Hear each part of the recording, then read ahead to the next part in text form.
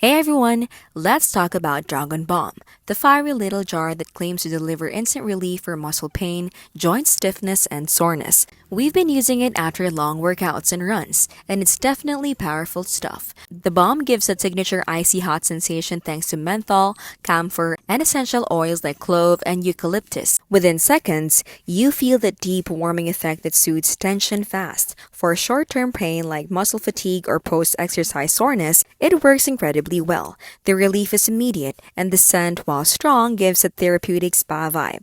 But here's the catch: it doesn't actually heal anything. The numbing sensation tricks your brain into feeling better temporarily, which means it's great for short-term comfort but not a long-term fix. Another thing to note is the intensity. If you have sensitive skin, this balm can feel way too hot, and applying too much can cause redness or mild irritation. On the upside, we love that a tiny amount goes a long way, and the texture melts smoothly without feeling sticky.